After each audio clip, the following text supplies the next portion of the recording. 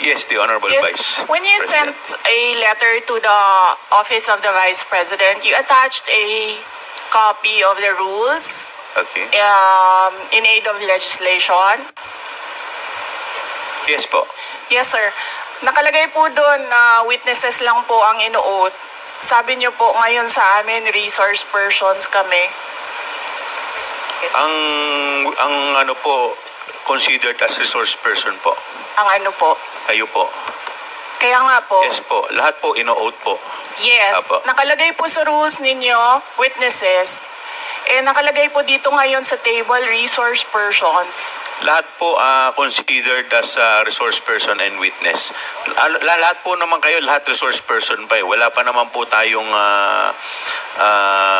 tinatawag na, lahat po considered as resource person pa lang po. Right.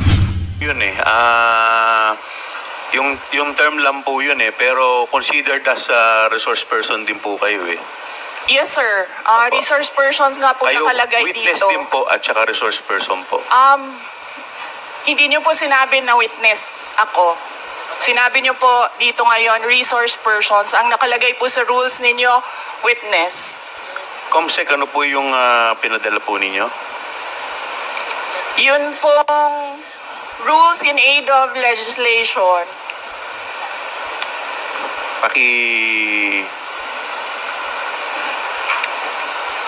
Mr. Chair, point of order. What is the point of order of the Honorable Congressman This issue about Macapagal? witness, resource person, etc., etc. Ma'am, pakilakas lang po, hindi po marinig. Point of order of the Honorable Congressman This issue about Macapagal. witness, resource person, etc., etc. Ma'am, pakilakas lang po, hindi po marinig. Persons and accused has been taken up in previous legislative inquiries in aid of legislation. I want to quote a December 8, 2008 hearing in the Senate where Senator Miriam Defensor Santiago had an opinion on a similar situation, but she quoted a Supreme Court ruling. So,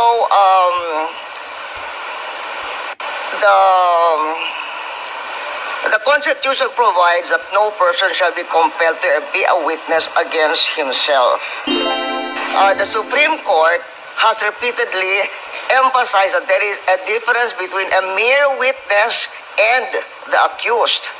And it can appear from statements and privileged speeches that there is that a person who is the subject matter of an adverse privileged speech is not a mere witness or a mere person of interest, meaning a suspect. She is in fact accused of what seems to be a criminal case for violation of certain criminal laws, including malversation of public funds. And there is a case quoted in 2007, Standard Chartered Bank versus the Committee on Banks, where the court repeated the rule that an accused occupies a different tier of protection from an ordinary witness. So, where the court said, Supreme Court said, whereas an ordinary witness may be compelled to take the witness stand and claim the privilege at each question requiring an incriminating answer is shot at him, an accused may altogether refuse to take the witness stand and refuse to answer any or all questions. So that has been a supreme. And then there is a portion, the court explained that the right of the accused against self-incrimination also applies to respondents in administrative investigations such as legislative inquiries in aid of legislation. Saying is that if by the nature, for instance, of the privileged speech, if the witness is not a but the person being asked is not a mere witness or a mere person of interest, he is in fact the accused of what seems to be a case including malversation of public funds. And the court repeated the rule that an accused occupies a different tier of protection from an ordinary witness. So from given what Miriam Defensor Santiago said and the Supreme Court ruling that she's quoting, we cannot we cannot just trivialize. Kasi you're just a witness. You're a witness. Pareho na rin yung witness.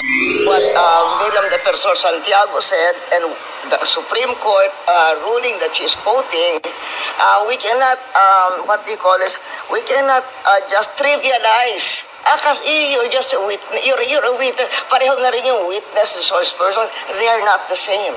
The Supreme Court says they are not the same. And somebody who appears to be the accused has a different tier of protection from a witness. And in fact, can refuse to take the witness stand. Congressman Flores, you're recognized. We have not done anything wrong. There is no misuse of funds. If there are audit findings, we shall gladly respond to them before the Commission on Audit. And if there are legitimate cases to be filed, then we shall gladly respond to them before the appropriate courts. In relation to this, may I just say that I take notice of the opening speeches and nasabi doon, there is a determination of misfeasance, nonfeasance, and malfeasance. And those are cases that should properly be taken in the courts of law. What we are witnessing now is no ordinary legislative inquiry. This exercise is a well-funded and coordinated political attack. This much is evident from the very words of the privileged speech that prompted this inquiry. A speech that simply meant to say, do not vote for Sara on 2028. It is clear to me that this inquiry is not about misused funds, accountability, or governance. Instead, it is solely aimed at discrediting my name and my office to prevent future political contests. Before we proceed to the interpellation proper, the chair will recognize the Honorable Vice President for her message. Yes, ma'am. You are recognized, ma'am.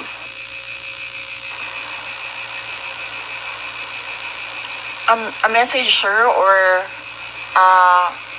my statement regarding the point of order? Message?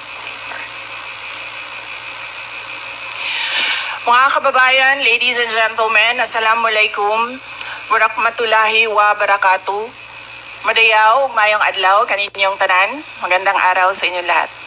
The officials of the Office of the Vice President, as well as each and every one of our satellite office leads, were in receipt of a letter from the chairman of the Committee on Good Government and Public Accountability dated September 13, 2024, requesting our presence or that of our duly authorized representatives in today's initial deliberation with preliminary determination on privilege speech number 379. In view of the said letter, I am appearing before you today not only as the head of office, but more importantly as the duly authorized representative of all officials of the OVP. Simply because we have not done anything wrong. There is no misuse of funds. If there are audit findings, we shall gladly respond to them before the Commission on Audit. And if there are legitimate cases to be filed, then we shall gladly respond to them before the appropriate courts. In relation to this, may I just say that I take notice of the opening speeches and nasabi doon, there is a determination of misfeasance, nonfeasance, and malfeasance. And those are cases that should properly be taken in the courts of law. What we are witnessing now is no ordinary legislative inquiry. This exercise is a well-funded and coordinated political attack. This much is evident from the very words of the privileged speech that prompted this inquiry. A speech that simply meant to say, do not vote for Sara on 2028. It is clear to me that this inquiry is not about misused funds, accountability, or governance. Instead, it is solely aimed at discrediting my name and my office to prevent future political contests. I have publicly stated my reasons as to why I have chosen not to defend the OVP's budget proposal for 2025. I have narrated the issues I encountered in previous years, which can easily be confirmed by looking at the NEP, the GAB, and the GAA for fiscal years 2023 and 2024. Further, I have even shared the drama that transpired last year regarding the confidential funds. Hence, just as we have done last year, we again leave the 2025 OVP budget to the pleasure of Congressman Martin Romualdez. I am not asking for any special treatment, nor am I asking you to uphold any tradition. There is no disrespect. All I am saying is that you have the complete freedom to do whatever you wish with the OVP budget. If you feel that all the documentary submissions are not enough, then by all means, huwag kayo magbigay ng budget. Sa totoo lang, hindi naman ang budget ang punteriya ninyo. Dahil napakadali naman magtanggal ng budget. What you are trying to do is make a case for impeachment. Hindi naman ako kakandidato sa nalalapit na eleksyon. Hindi ako namumulitika. Ang ginagawa ko lamang ay ang pagtupad sa aking oath of office at campaign platforms na trabaho, edukasyon, at mapayapang pamumuhay. Sinabi ko na noon at ilang beses ko nang inulit na hindi ako ang problema ng bayan na ito.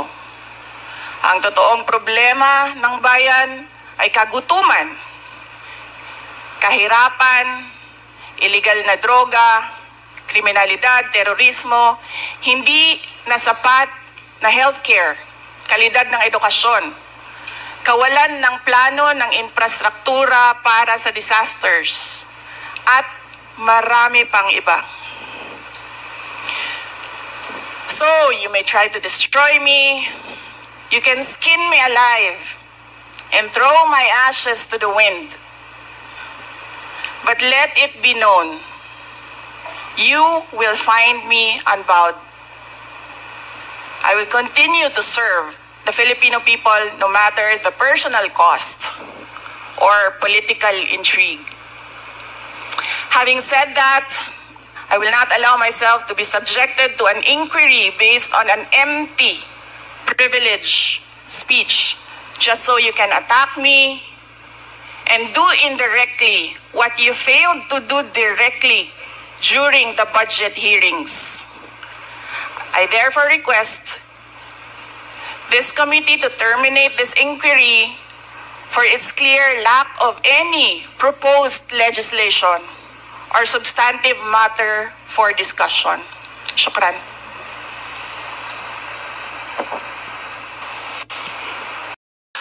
What we are witnessing now is no ordinary legislative inquiry. This exercise is a well-funded and coordinated political attack. This much is evident from the very words of the privileged speech that prompted this inquiry. A speech that simply meant to say, do not vote for Sara on 2028. It is clear to me that this inquiry is not about misused funds, accountability, or governance. Instead, it is solely aimed at discrediting my name and my office to prevent future political contests. What you are witnessing now is a well-funded political attack. That was our Vice President of the Republic of the Philippines said in his speech inside the House of Representatives. Let's take a look and listen to what she said. The future President of the Republic of the Philippines. This is my opinion. Let's take a look. This is your host, truly, DIY KKB Informative. Thank you so much for my viewers and also to my subscriber. And here we begin.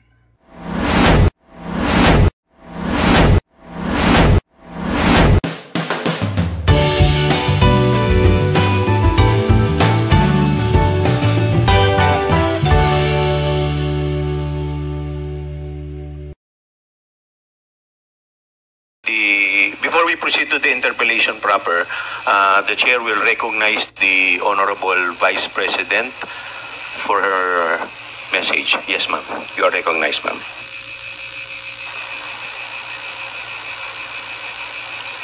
A message, sir, or my statement regarding the point of order? Message? Mga kababayan, ladies and gentlemen, Assalamualaikum, Warakmatullahi wa Barakatuh. Madayaw, mayong adlaw, kaninyong tanan, magandang araw sa inyong lahat. The officials of the Office of the Vice President as well as each and every one of our satellite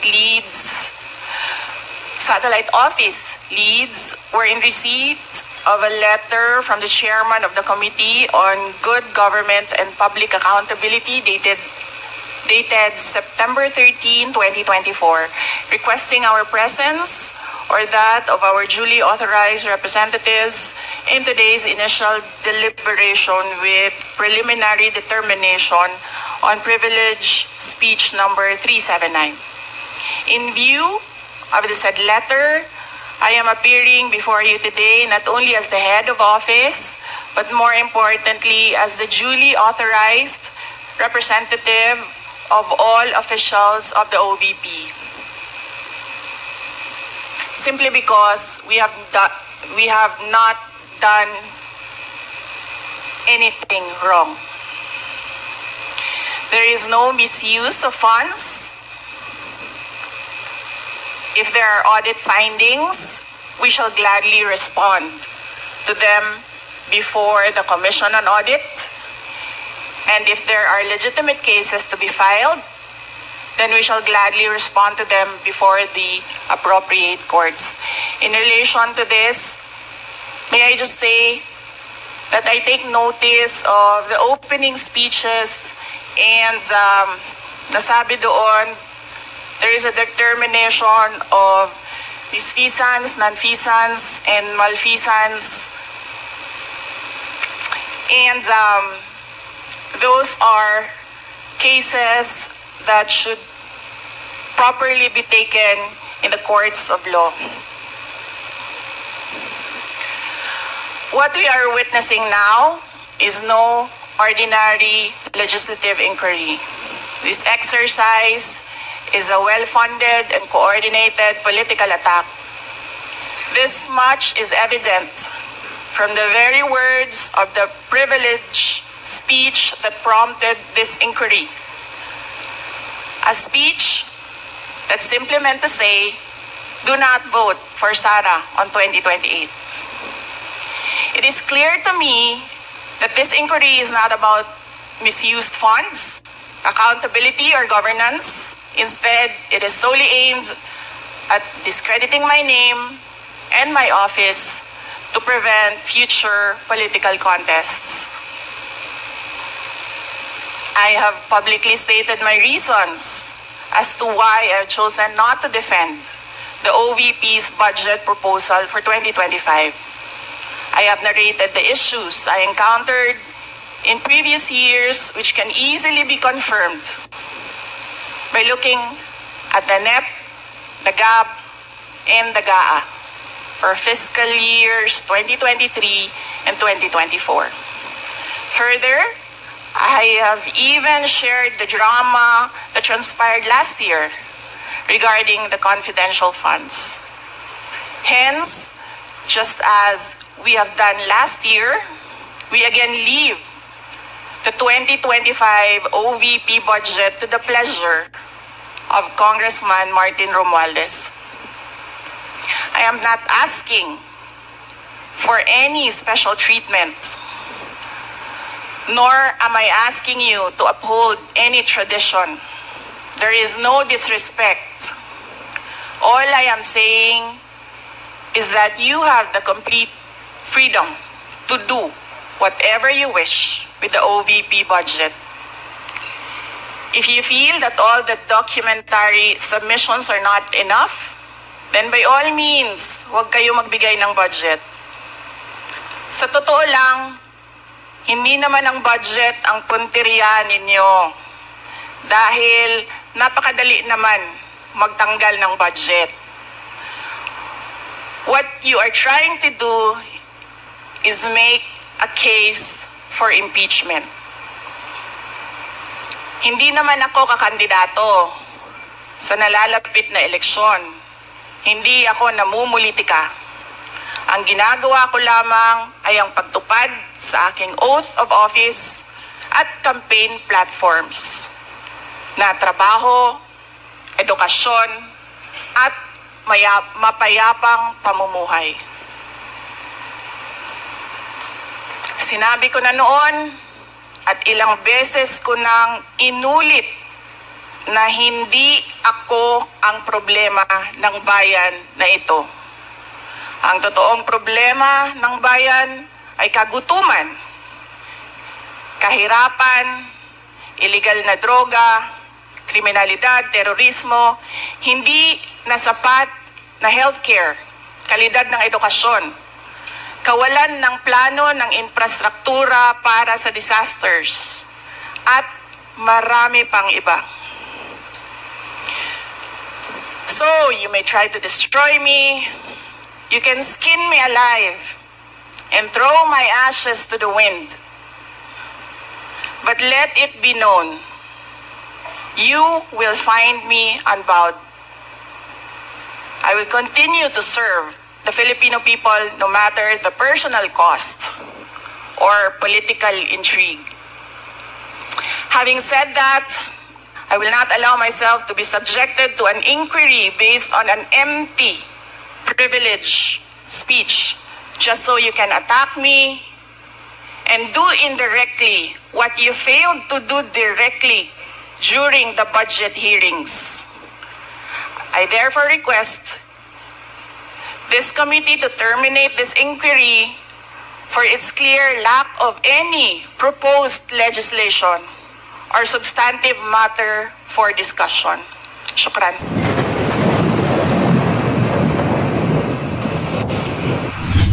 All right, so you heard from our future President of the Republic of the Philippines, Sara Zimmerman Duterte. And thank you for watching my YouTube channel, DIY KKB Informative. Maraming salamat po. Syukran. Thank you to all of you guys.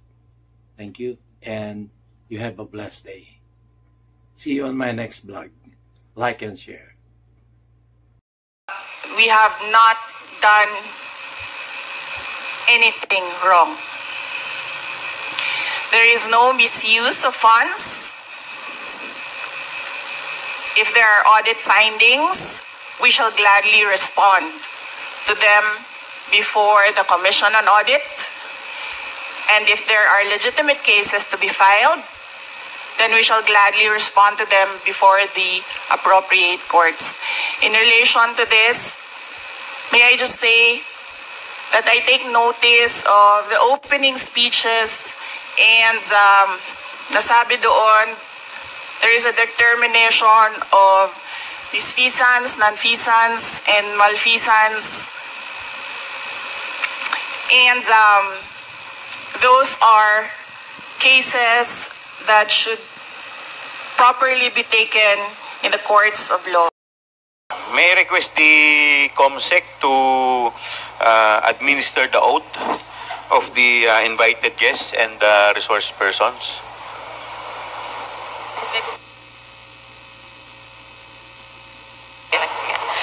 Thank you, Your Honor. To all the resource persons invited, kindly stand up and raise your right hand, please. Representatives and resource persons from the Office of the Vice President, COA, and DBM po. Thank you, ma'am. Mr. Chair? Yes, the Honorable Vice when you President. sent a letter to the Office of the Vice President, you attached a copy of the rules Okay. in aid of legislation. Yes po. Yes, sir. Nakalagay po doon na witnesses lang po ang ino-oath. Sabi niyo po ngayon sa amin, resource persons kami. Ang ano po, considered as resource person po. Ang ano po? Kayo po. Kaya nga po. Yes po. Lahat po ino-oath po. Yes. Apo. Nakalagay po sa rules ninyo, witnesses. Nakalagay po dito ngayon sa table, resource persons. Lahat po considered as resource person and witness. Lahat po naman kayo, lahat resource person pa eh. Wala pa naman po tayong tinatawag na, lahat po considered as resource person pa lang po. Right. Opo. Ang nasa rules ninyo, witnesses lang po ang nag-o-oath. Wala po kayong rules sa resource persons.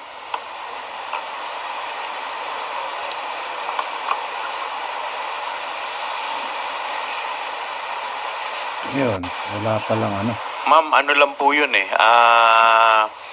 Yung term lang po yun eh. Pero considered as resource person din po kayo eh.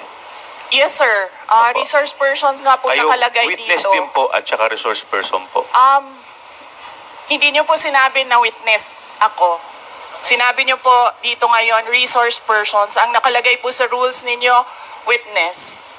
COMSEC, ano po yung pinadala po ninyo? Yun pong rules in aid of legislation.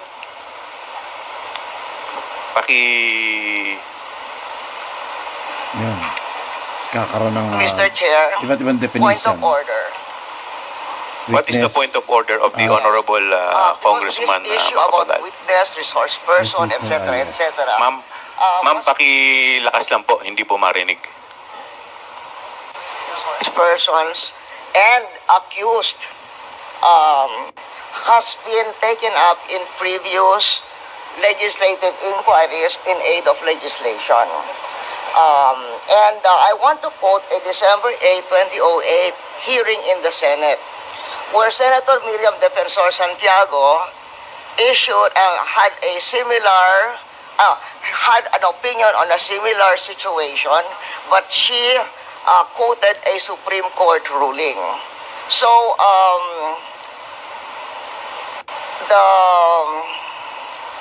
the Constitution provides that no person shall be compelled to be a witness against himself. The Supreme Court has repeatedly emphasized that there is a difference between a mere witness and the accused.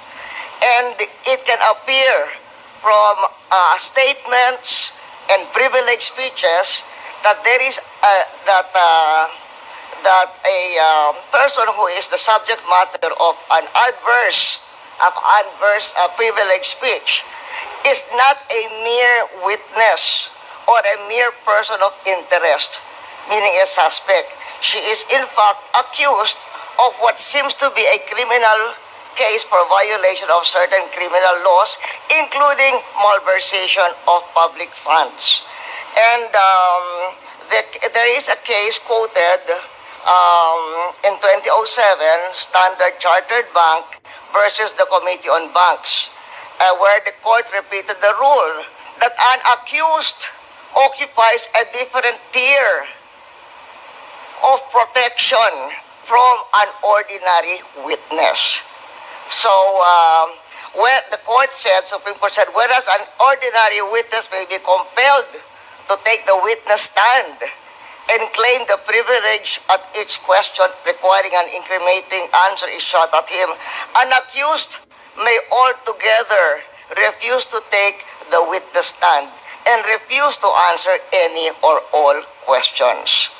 So that has been a supreme. And then there is a portion, the court explained that the right of the accused against self-incrimination also applies to respondents in administrative investigations such as legislative inquiries in aid of legislation. So that is the point of order I am raising, and there is a Supreme Court ruling to this effect. Thank you, Mr. Yun, yung definition, guys. With that, Nasabi the chair declares 1 minute suspension. Recess. Yun, tingnan nyo. Yung definition, guys, definition ng witness at saka yung resource person ay binigyan linaw ng ating dating presidente Gloria Macapagal Arroyo. So napakaganda na. So naka 1 minute suspension. So medyo matagal-tagal to. So antabayan na natin. Magre-resume na yan. So, definition. Madam Congresswoman Arroyo, may I know if, may I be clarified if the tenor of your point of inquiry is referring to the sub judice case or rule? Referring to the sub judice case, but it is saying that when a witness, in fact, is in reality the accused.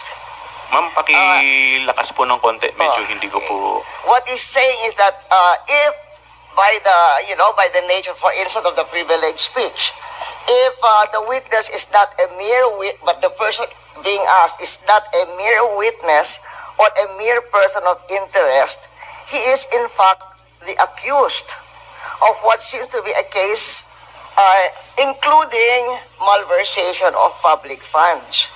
And the court repeated the rule that an accused occupies a different tier of protection from an ordinary witness. So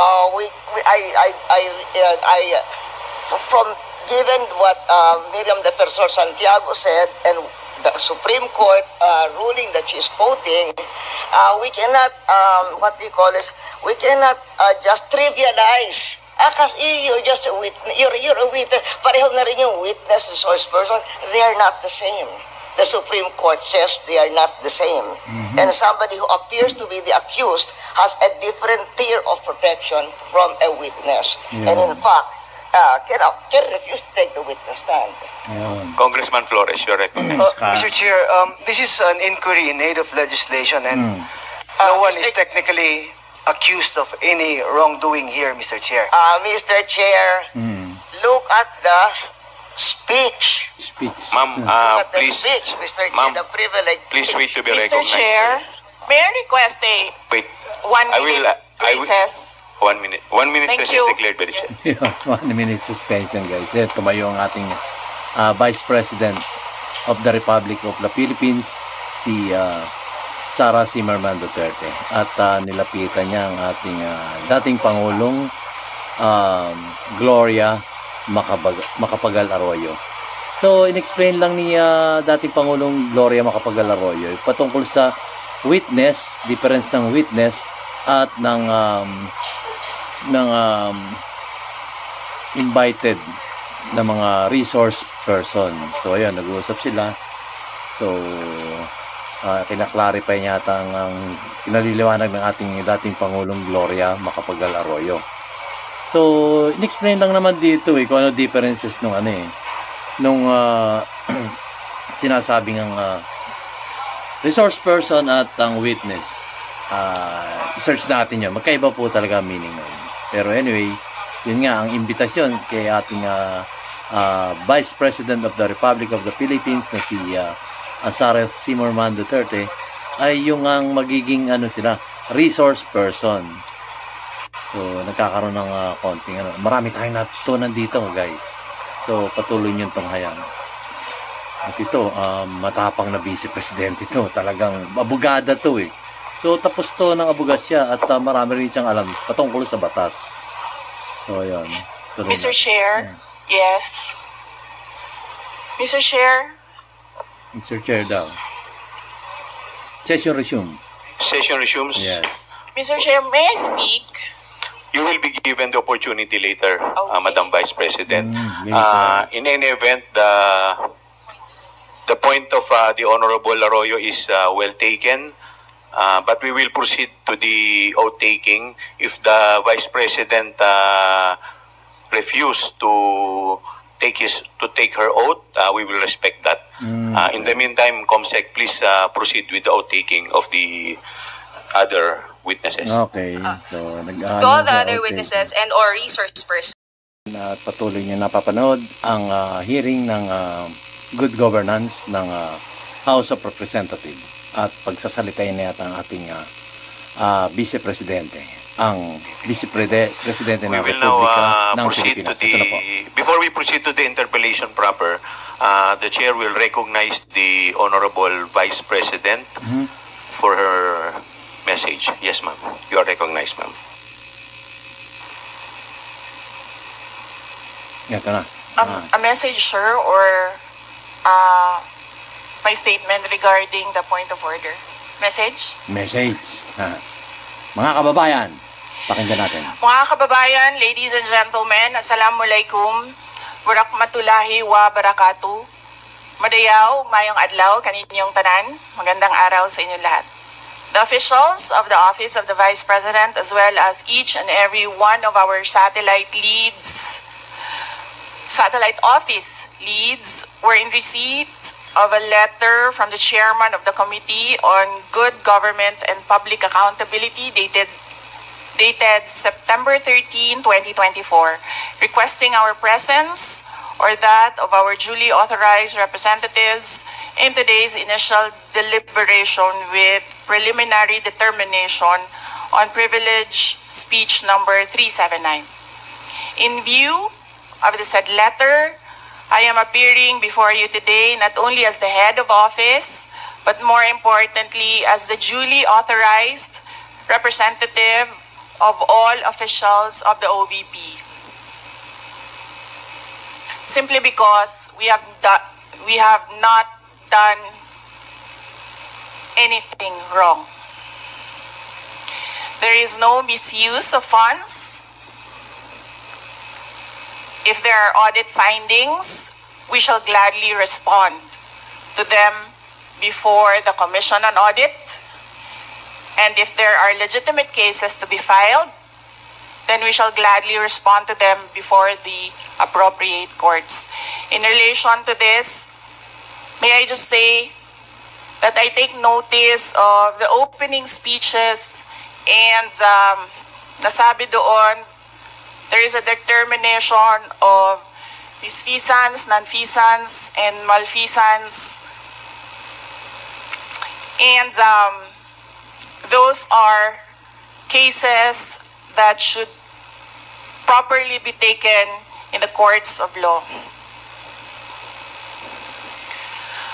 What we are witnessing now is no ordinary legislative inquiry. This exercise is a well-funded and coordinated political attack. Saglit lang. May narinig tayo, no?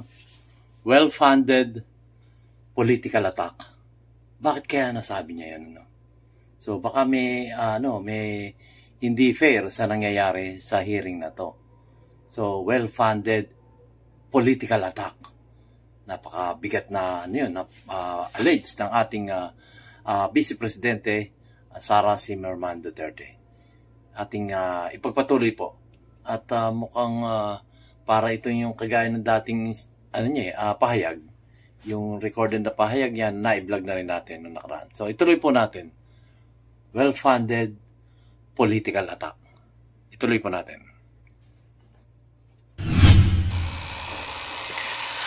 What we are witnessing now is no ordinary legislative inquiry. This exercise is a well-funded and coordinated political attack. This much is evident from the very words of the privileged speech that prompted this inquiry. A speech that simply meant to say, do not vote for Sara on 2028. It is clear to me that this inquiry is not about misused funds, accountability, or governance. Instead, it is solely aimed at discrediting my name and my office to prevent future political contests. I have publicly stated my reasons as to why I have chosen not to defend the OVP's budget proposal for 2025. I have narrated the issues I encountered in previous years, which can easily be confirmed by looking at the NEP, the GAB, and the GAA for fiscal years 2023 and 2024. Further, I have even shared the drama that transpired last year regarding the confidential funds. Hence, just as we have done last year, we again leave the 2025 OVP budget to the pleasure of Congressman Martin Romualdez. I am not asking for any special treatment, nor am I asking you to uphold any tradition. There is no disrespect. All I am saying is that you have the complete freedom to do whatever you wish with the OVP budget. If you feel that all the documentary submissions are not enough, then by all means, huwag kayo magbigay ng budget. Sa totoo lang, hindi naman ang budget ang punteriya ninyo dahil napakadali naman magtanggal ng budget. What you are trying to do is make a case for impeachment. Yun. Hindi naman ako kakandidato sa nalalapit na eleksyon. Hindi ako namumulitika. Ang ginagawa ko lamang ay ang pagtupad sa aking oath of office at campaign platforms na trabaho, edukasyon, at mapayapang pamumuhay. Sinabi ko na noon at ilang beses ko nang inulit na hindi ako ang problema ng bayan na ito. Ang totoong problema ng bayan ay kagutuman, kahirapan, iligal na droga, kriminalidad, terorismo, hindi na sapat na healthcare, kalidad ng edukasyon, kawalan ng plano ng infrastruktura para sa disasters, at marami pang iba. So, you may try to destroy me, you can skin me alive, and throw my ashes to the wind. But let it be known, you will find me unbowed. I will continue to serve the Filipino people no matter the personal cost or political intrigue. Having said that, I will not allow myself to be subjected to an inquiry based on an empty privilege speech just so you can attack me and do indirectly what you failed to do directly during the budget hearings. I therefore request this committee to terminate this inquiry for its clear lack of any proposed legislation or substantive matter for discussion. Shukran. Yun. Pa natin ng konti guys. Komento lang tayo. So yun, bottom line, yung kanyang statement na yun, o speech niya ron, o yung message niya sa taong bayan, kasi pinili niya message o sa parliamentary inquiry, parang gano'n. So, mensahe niya, bottom line, kung i-equals natin yun, sa lahat na sinabi niya, kaya pala hindi siya pumapatol dun sa parliamentary inquiry, kasi, maaaring meron siyang mga kakampi dyan sa loob na kumbaga sabihin na nating counter-intelligence niya kasi may mga intelligence niya, counter-intelligence niya na nagsasabing BP Sara, maaaring ganito, BP Sara, huwag niyo patulan yan kasi magdudulot niya ng mahabang usapan at pagka pumatol ka dyan, siguradong dadaling ka niyan papunta sa impeachment. Yun pala. Kaya pala maingat na magsalita ang ating BP Sara Duterte na Vice President ng Republika ng Pilipinas. Diba?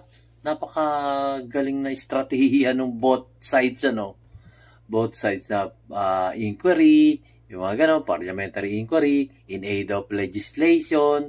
Pero, yung pala, ayon sa ating Vice Presidente Sara Duterte ay maaaring ito'y sa sinasabi niya, nag-analisa tayo na bitag ito para sa impeachment. Hindi siya nabitag doon, So kagaya nga ng sabi niya, sige, yung budget ko kayo na bahalang bahala na kayo kung ano yung desisyon niyo sa budget ko, kayo na bahala. Hindi na ako kumbaga pinagpapaubaya ko na ang aking budget sa House of Representatives. Ayon sa kanya yun, di ba? So, meron palang ganung meron palang ganung plano na impeachment sa kanya, So, magaling. Matalino ang ating Vice Presidente. Ang Vice Presidente ng Republika ng Pilipinas, Sara Zimmerman Duterte. Tatak Duterte, So, anyway, ituloy natin. Talagang namamangha ako at napapaisip na saan nagagaling ang talino natin ng ating Vice Presidente. So, syempre, isipin natin, Tatak Duterte. Tatak Rodrigo Roa Duterte, ang ating dating Pangulo. Na pilit nilang sinisiraan noon na sinasabing hindi na bababayan bilang isang presidente. Kasi ayan, napatunayan, bumaba siya, hindi siya sakim sa kapangyarihan. Gayon din naman ang kanyang anak na si Vice President Sara Duterte. So ituloy po natin. Magaling yung mga kanyang talumpati at pagsalita sa taong bayan. Yung kanyang mensahe sa taong bayan. Tuloy po natin. Ay Congressman Marcoleta. May I please raise a parliamentary inquiry? What is your parliamentary inquiry? Thank you, Mr. Chair. The rules of the committee says that this committee only acquires jurisdiction on matters of nonfeasance, misfeasance, malfeasance. And under Section 2, Mr. Chair of the rules, there should be a prior determination whether or not these malfeasance, nonfeasance, and misfeasance are directly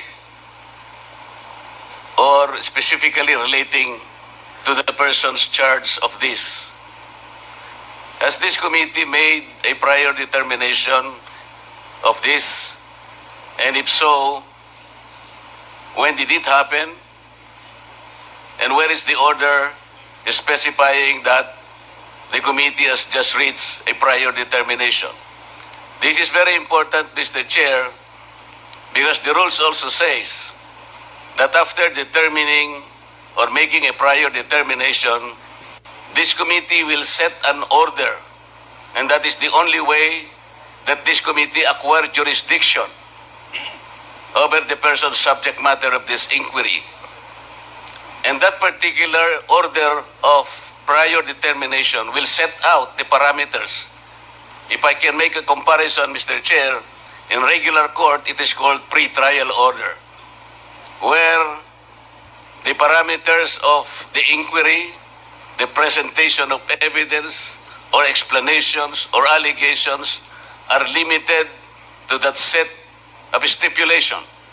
So considering, Mr. Chair, and I assume that there is no prior determination, I do not think how we can start the meeting today because we are supposed to observe the rules. I am referring to Section 2 of the rules of this committee, Mr. Chair. Thank you. Thank you. To answer that, Congressman Marcoleta, we have already ruled on the preliminary determination a while ago. Medyo na-late na po kayo. Now, with respect to your inquiry, that if we can proceed with this, considering that this is an investigation of malfeasance, misfeasance, and non-feasance, let me walk you through. Okay. Para maintindihan natin, no? Let me walk you through the definition of good government and public accountability. Okay. It provides that all matters directly and principally relating to malfeasance, misfeasance, and non-feasance in office committed by officers and employees of the government and its political subdivision and instrumentalities, inclusive of investigations of any matter of public interest on its own initiative or upon order of the House. For the information of everybody, the issue on confidential fund is a matter of public interest. Lahat po tayo ay interesado, hindi lamang po tayo, yung publiko po, interesado kung paano po ito nagamit. Kaya yun po ang dahilan why this committee has jurisdiction over the subject matter. But Mr. Yes, Chair, Congressman Marcoleta. Mr. Chair, under Section 5, there should be a record of preliminary determination. It says that the proceedings in the preliminary investigation or determination shall be recorded through stenographic notes. What you were mentioning are motu proprio cases. I am assuming that this committee started by way of a referral because of a privileged speech delivered on the floor by one of us.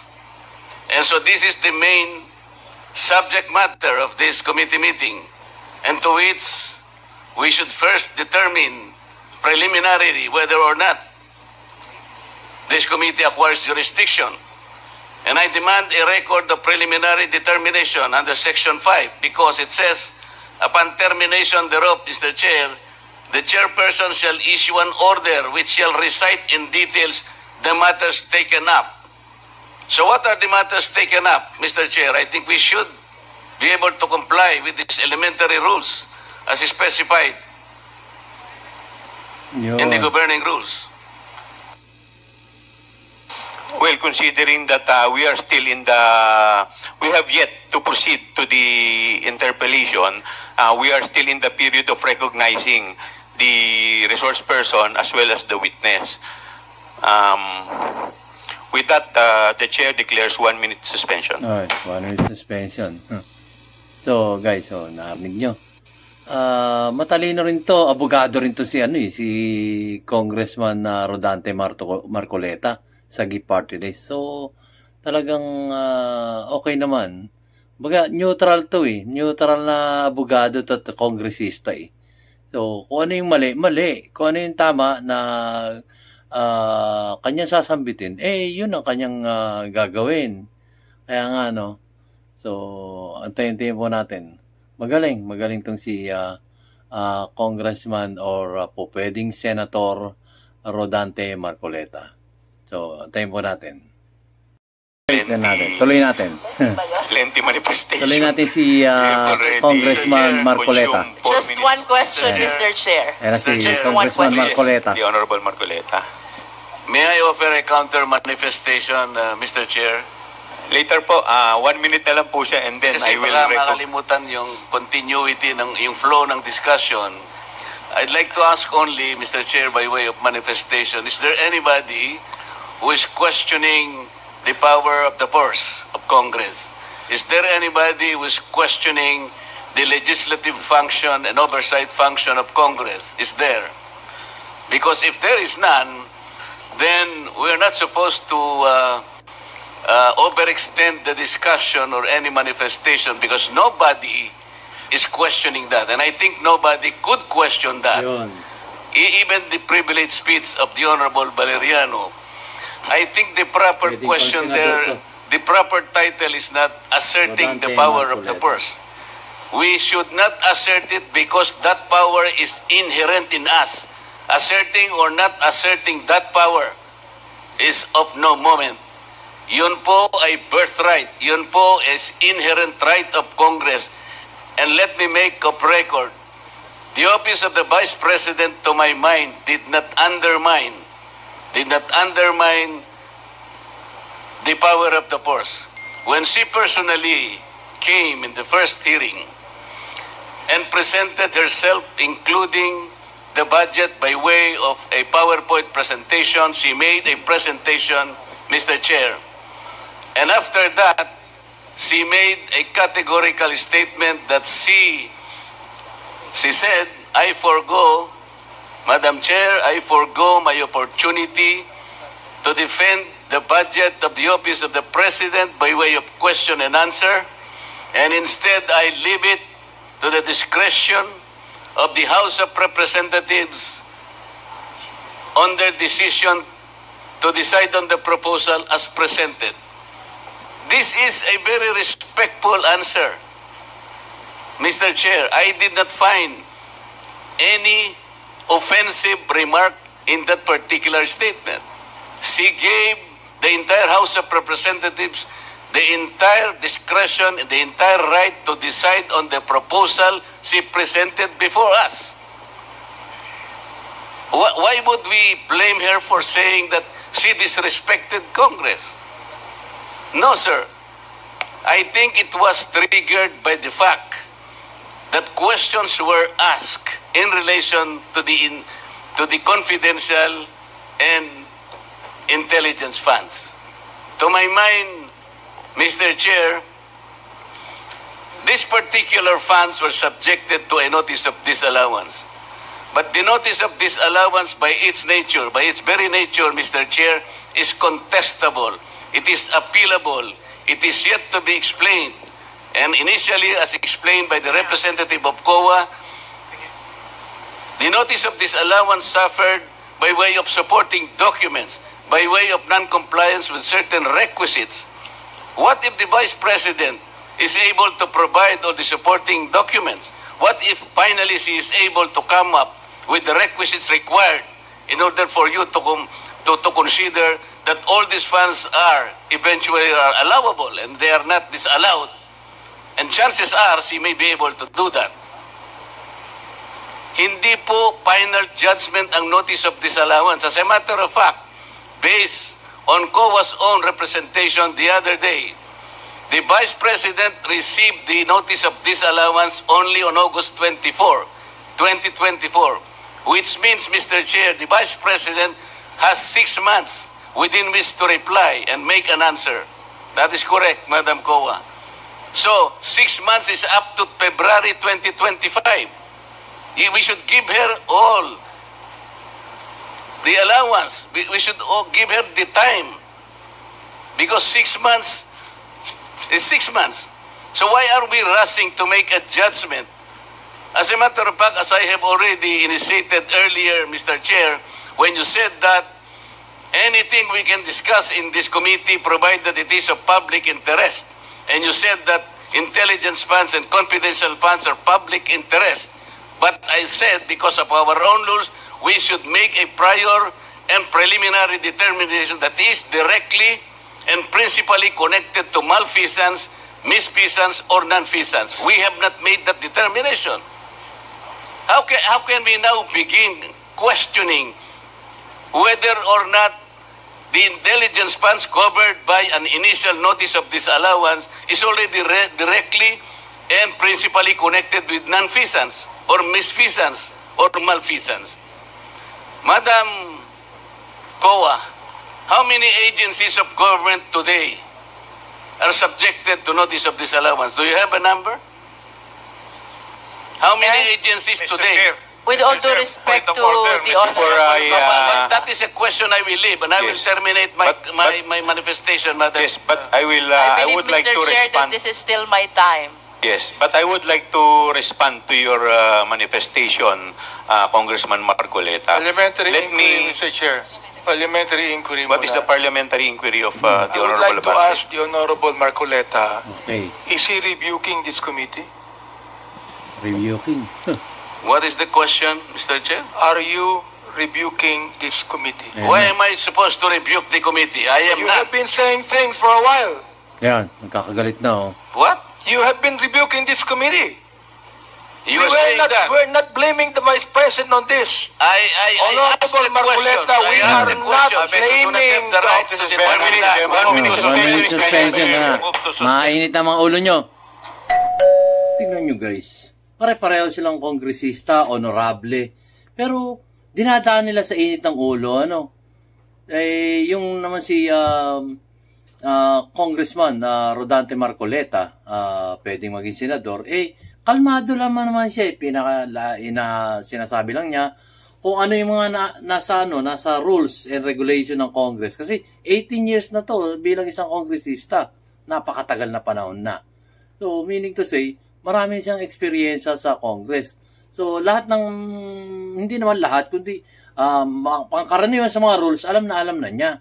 So, sa nakikita nga natin, tingnan mo, nung araw pa, talagang pinagtatanggol niya yung karapat dapat ipagtanggol. So, kumbaga, doon lang siya sa tama. At nakikita natin. Tapos itong, I think, sino ba itong congressman na ito na tila ilang taon lang sa Congress? Hindi ko po alam eh. Parang bang, uminit agad ang ulo. Parang gusto makipagbugbuggan. No? Hindi tama yun. Pinakikita nyo pa sa taong bayan yung init ng ulo. Pwede ba yun? Pag nakita ka ng iyong constituent, baka medyo magbago isip na, bakit namin na iboto to? Ako'y nagsusuri lang at nag-analisa dito sa mga bagay na to. Pero dapat hindi kayo magpapakita ng galit, no? Yung bang iinit ang ulo nyo, tataas ang boses nyo. Hindi.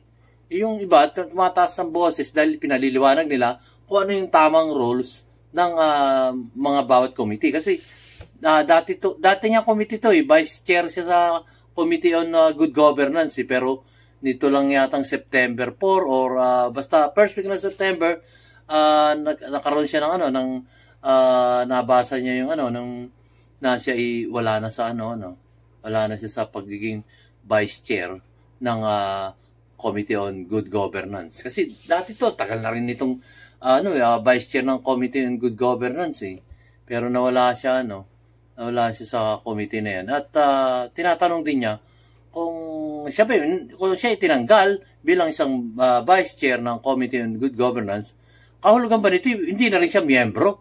Hindi. Tinanggal lang yung posisyon, pero miyembro ka pa rin. Dapat ganun, dapat ganun. Pero nagulat lang ako dun sa isang kongresista, na biglang uminit ang ulo, na parang gusto mong away, Gusto mong away, talaga namang, mapapansin nyo naman, talagang. Before I recognize the Honorable Congressman Luistro, let me first respond to the manifestation of the Honorable Marcoleta.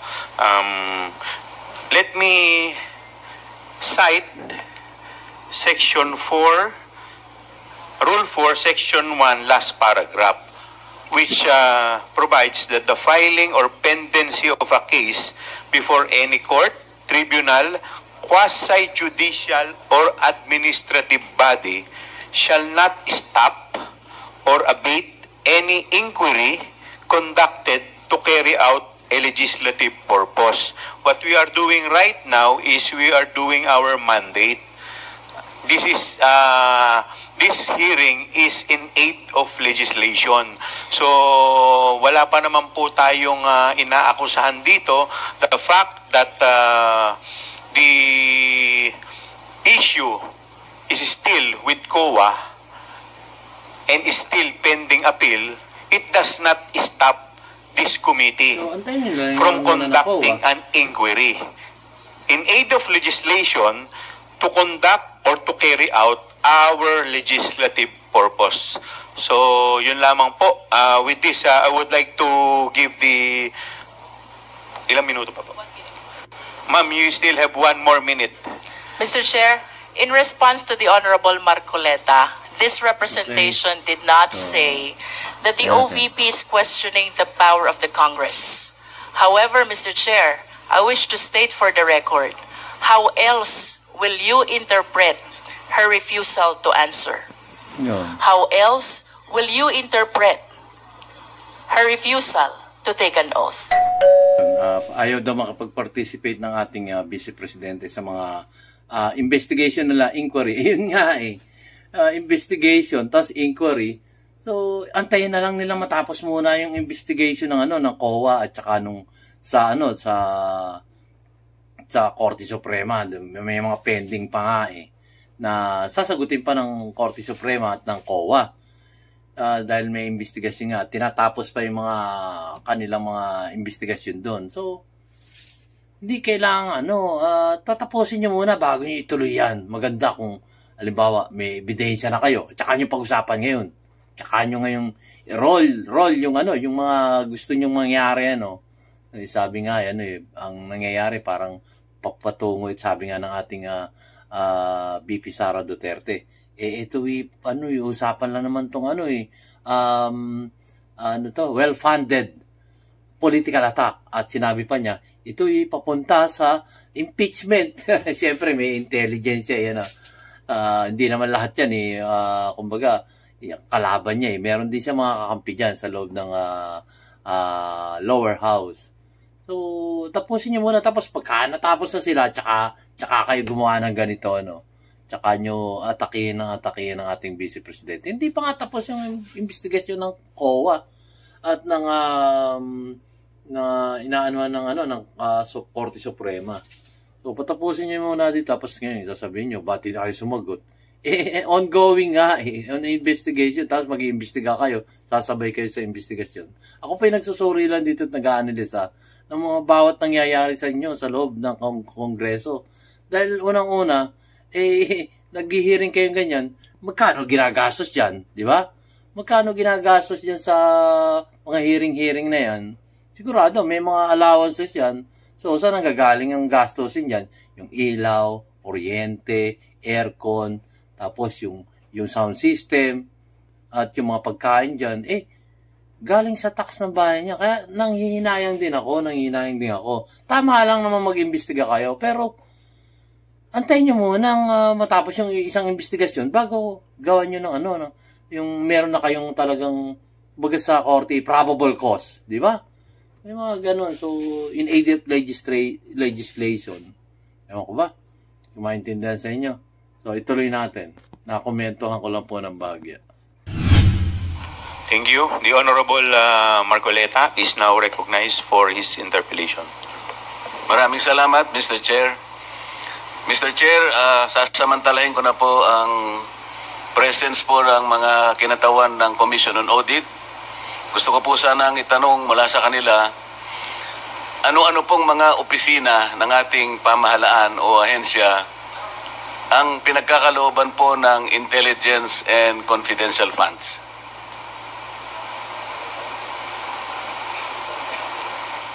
Attorney Camora, please respond.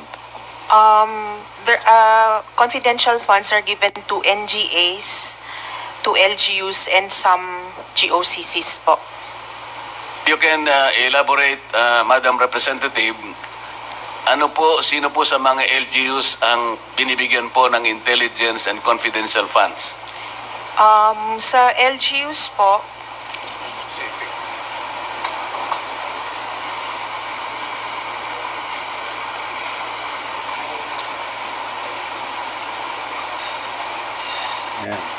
Nag-interpolate Depende po sa LGU, sa POP po nila, Mr. Chair.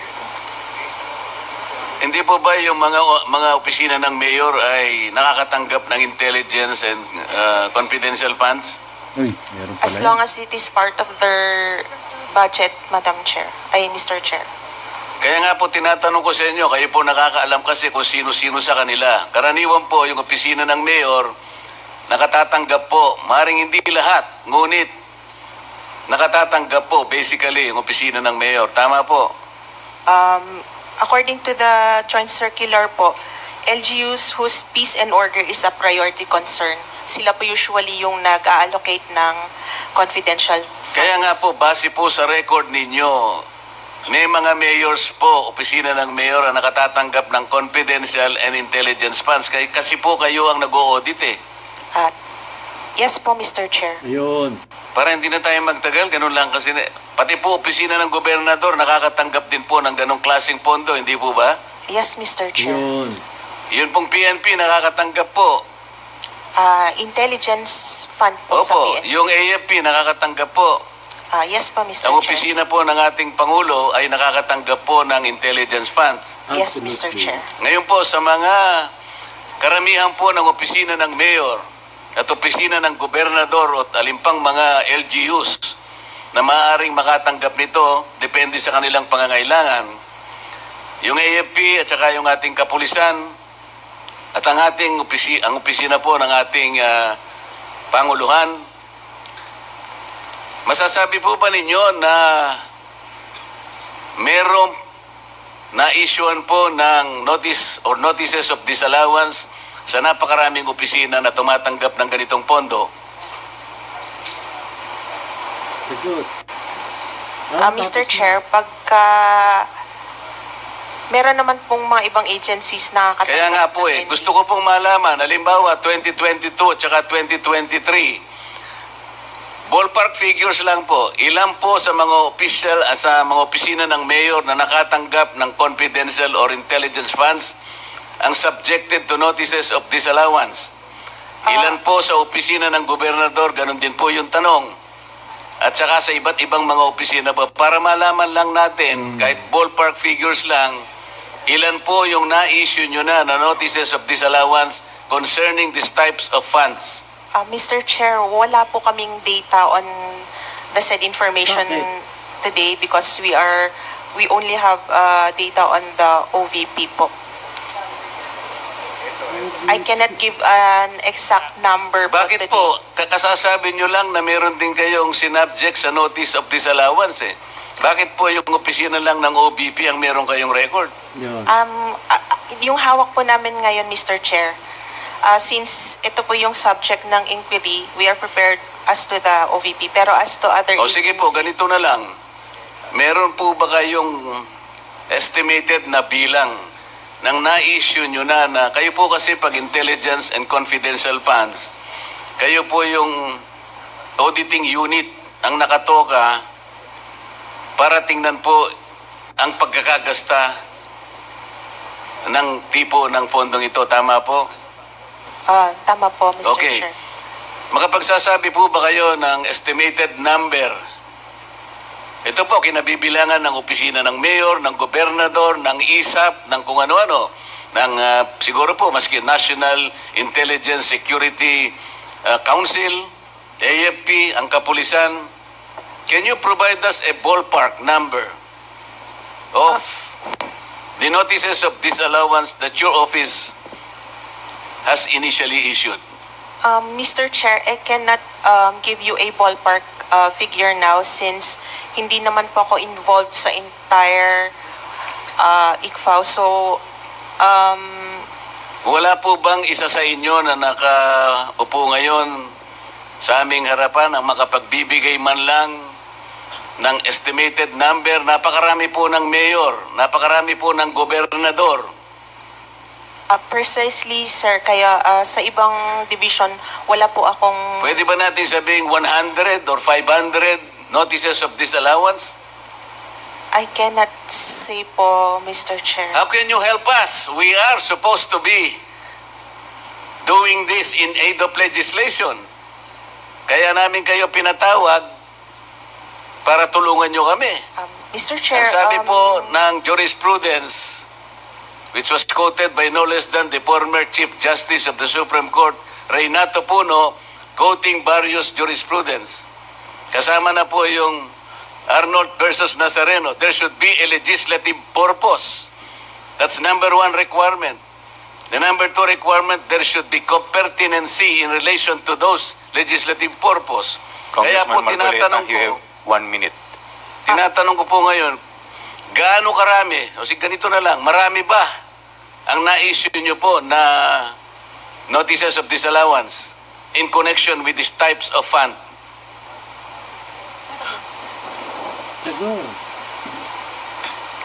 Sir, I really cannot give an exact number. Hindi, sabihin mo lang, marami.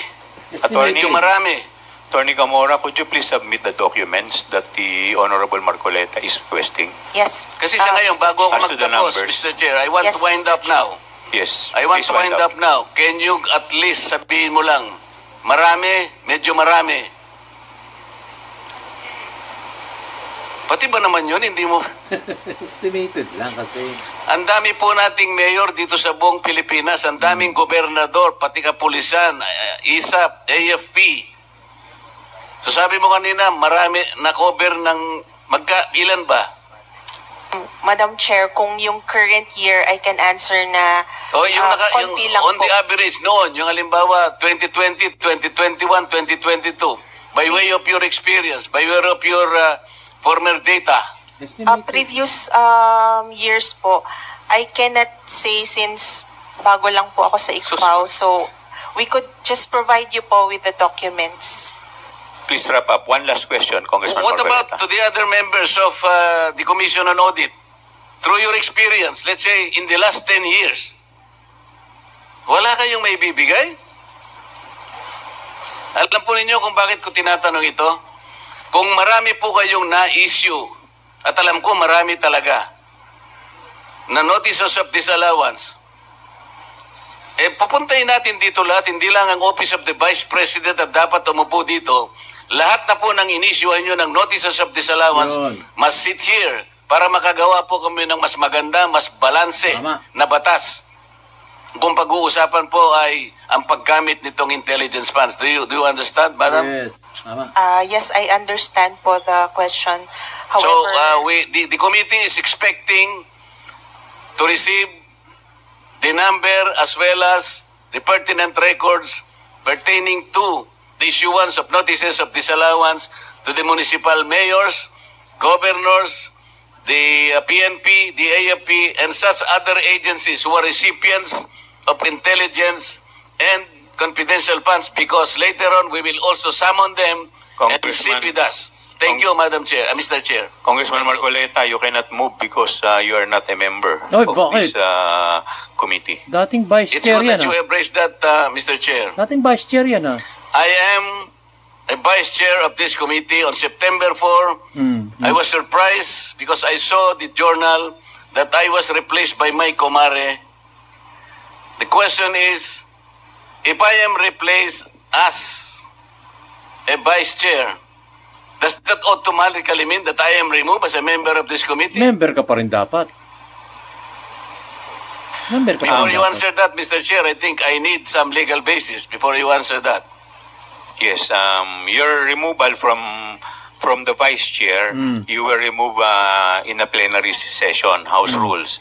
Now, under Section 28 of the House Rules, it provides that the House shall, upon the recommendation of the Committee on Rules, organize committees, their membership, and jurisdiction. Therefore, your removal as vice chair and member of the House was a plenary action, and therefore, it should be the plenary who should include you as member or as vice chair. Thank you. Mr. Chair, it was very clear that I was removed as vice chair. I was not removed as a member. Tama. Napagkakaisa. Because you were There is this Parang distinction napagkakaisa. between being a member and vice chair. If I Yes, was but- removed as vice chair, but your appointment as vice chair, you were not appointed as member. Your appointment was as vice chair. Nako. So hindi naman po kayo Mr. in-appoint Chair. muna as member bago kayo ginawang vice chair. Your immediate Wala na to. appointment was as vice chairman, and therefore your removal as vice chair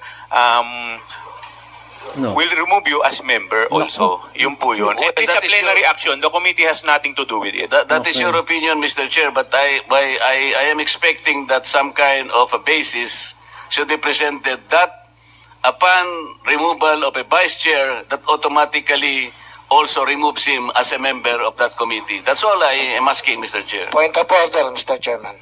Yeah. So, yun guys. Diba? Parang sa tono ng ng sitwasyon na parang para bang napagkaisahan si Congressman Dante Marcoleta ng Sagip Party List. So, ganito lang yan. Aking naisip na logic dyan. Kasi sila, pag tinanggal na ng vice chair, kasama na yung pagiging membership. Paano halimbawa ganito? Simple logic lang.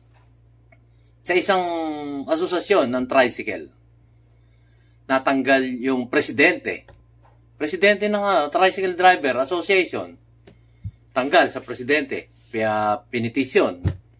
Ibig mo sabihin, pag tinanggal siya bilang isang presidente, tanggal na rin siya sa listahan ng miyembro ng TODA, yung Tricycle Operator Driver Association. Parang mali naman yata yung logic nila. Tayo nag-analyst at nagkokomento dito at nagbibigyan ng sariling opinion. Diba? Natanggal ka bilang isang presidente ng Tricycle Operator Driver Association. Bilang isang presidente. Sabihin na natin ikay isang board member. Tinanggal ka. Meaning to say, pati yung inyong membership dun sa TODA, ay tanggal ka na rin. Kasi ganito yan Diba? Miyembro ka. Tapos binoto ka o inassign ka as a board member ng isang asosasyon. Sabihin na tricycle driver nga. So, from member, naging presidente ka, o ano pa man posisyon sa TODA, tapos tinanggal ka, or sabihin na natin na petition ka. So, meaning to say, miyembro ka pa rin ng grupo ng tricycle driver. Ganun lang kasimple ang logic doon. Pero sa kanila, para sa plenary raw tinanggal, plenary. So, ganun din. Ang mga miyembro o ang mga opisyales ang nagtanggal sa iyo bilang isang presidente o vice-presidente ng isang Tricycle Driver Association. So, hindi ka matatanggal bilang isang miyembro kasi miyembro ka Miyembro ka ng Timano Kahit nga sabihin mo, vice chairman ka, miyembro ka ng committee yun. Ang tinanggalan sa iyo, yung posisyon. Pero as a member ng isang committee o isang miyembro ng isang Tricycle Driver Association, miyembro ka pa rin. Ang tinanggalan sa iyo, yung pagiging opisyal mo doon sa isang grupo. Ganun kasimple lang yun. Pero sa kanila, ibang klase pala, Ibang klase, pag tinanggal kang may tungkulin ka as a chair or vice chair. Diba? Tanggal ka na rin pala pagiging miyembro ng committee na yun, Parang namang medyo, sa akin sariling analisa, parang unfair. Unfair. Parang, dito nga lalabas yung ating iniisip na parang napagkaisahan. Sorry po, pero yun ang sarili kong analisa At tayo nagbibigyan ng sariling opinion dito sa mga bagay na ito. Talagang naniniwala na tuloy ako dun sa resolution number 1414 Anyway, dito na po tayo magtatapos sa aking mga kapwa Pilipino dito sa ating bansang Pilipinas. Magsuri lang tayo, magpatuloy tayo magsuri. At tingnan natin ang nangyayari sa ating bansang Pilipinas.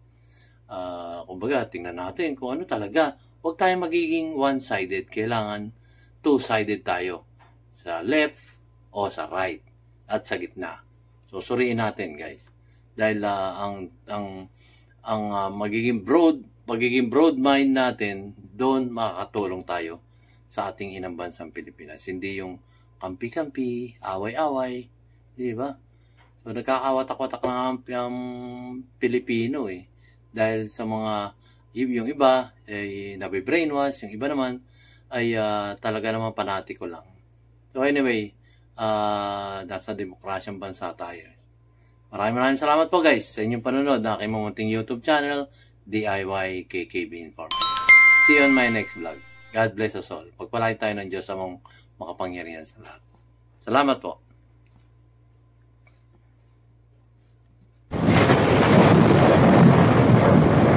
Ayaw.